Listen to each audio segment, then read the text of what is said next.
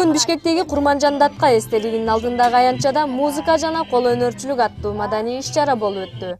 Мындай көргөзмөнү ишке ашырууга Бишкек шаардык мэриясы, Бишкек бизнес клубу жана Кыргызстан кол өнөрчүлөр кеңешинин салымы чоң дешет уюштуруучулар. Бишкек бизнес клубунун аткаруучу директору Талант Исмаиловдун айтымында, бизнес клуб бүгүнкү жарманкенин катышуучуларын тамак-аш, жатакана жана чатырлар менен камсыз кылды. Ал эми бул жарманкенин негизги максаты кол өнөрчүлөрдү чогултуп, бири-бири менен тажрыйба алмашуу жана продукцияны кантип сатуу керектигин үйрөтүү, дейт Талант Исмаилов. Я думаю, что будущее... Мен ойлойм, бул иш-чаранын келечеги кең болот. Фестивалдын келечеги бар. Анткени жакында жаңы жыл келет. Андыктан Кыргызстанда жашаган чет элдик жарандар өз өлкөсүнө кетээр алдында сувенир жана белектерди алып кетишет. Ал эми башка жагынан карап көргөндө кол өнөрчүлүк бул жоголуп кетчү нерсе эмес. Тескерисинче, кол өнөрчүлүк Кыргызстанда дайыма өнүгүп турат. Я думаю, что есть будущее в этом фестивале. Кыргызстан кол өнөрчүлөр уюмун өлкөнүн жалпы 7 дубанында жашаган уздар түзөт. Бүгүнкү жарманкеге өз эмгегин алып келген Кыргызстан кол өнөрчүлүк кеңешинин төрайымы Жамбы Карыбекова Нарын облусунда 45 жыл кол эмгек сабагынан окутуучу болуп иштеген. Ал улуттук буюмдарды жаштарга үйрөтүп, бүгүнкү күндө шакирт даярдап жаткан чагы. Жамбы Карыбекованын негизги максаттарынын бири кыргыз шырдагын дүйнөгө экспортко чыгарып, Нарын областын таанытуу. Ар бир өрөөндүн өзүнүн жакшы мыкты чыгарган буюму бар да.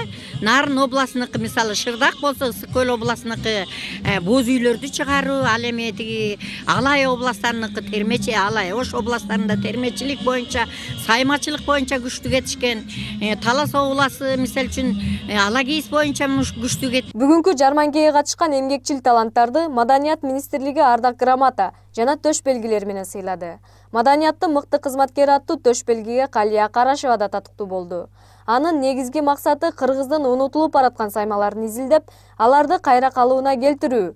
Унутулуп бара жаткан саймалардын катарына терс кайык, каргама саймасы кирет, дейт Ус-Чебер.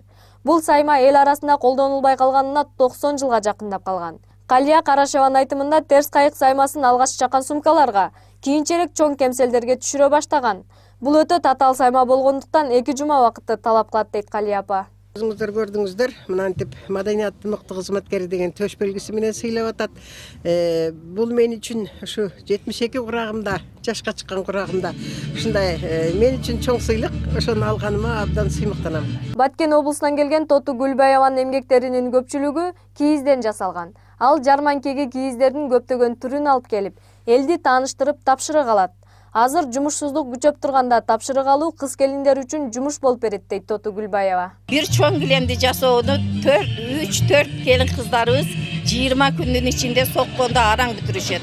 Ал эми чоң килемдерге жарым жылда, 1 жылда убакытты талап кылган татаал жумуш болуп эсептелет. Айрыкча биз кийинки мезгилдерде боел болгон, натуральный светтеги, жуусада эчтеке болбогон килемдерди жасоого көбүрөөк өтүп атабыз. Мындай жарманкеге биринчи жолу чыгып жатабыз, дейт табигый таштардан жасалган кооз шуруу мончокторун алып келген Асел. Ал ар бир таштын өзүнө тиешелүү өзгөчөлүктөрү бар экендигин айтты. Аселдин айтымында, эгерде адамга сүйүү жетишпесе, 2 көздүү кооз мончок тагыныш керек. Учурда элдин баары эле 3 көздүү кооз таштарга кызыгып жатышат. Анткени ал акча алып келет, дейт жаш сергер. Биз жарым жылдан бери ар кандай жасалгалар менен алектенип келе жатабыз. Бул бизге аябай жагат. Ар бир жасалган билеликти биз сүйүү менен жасайбыз. Биздин жасаган эмгектерибиз бизге рахат алып келет. Это вот то, что по душе нам. Бул маданий иш-чарага жергиликтүү өнөрпоздордон тышкары Казакстан, Өзбекстан жана Түркменистандан келген дизайнерлер, ууздар да катышууда. Жарманке 19 ноябрга чейин уланат. Рыскүл Жайлообай кызы, Дастан Кадыркулов, Next TV күндүн темасы үчүн.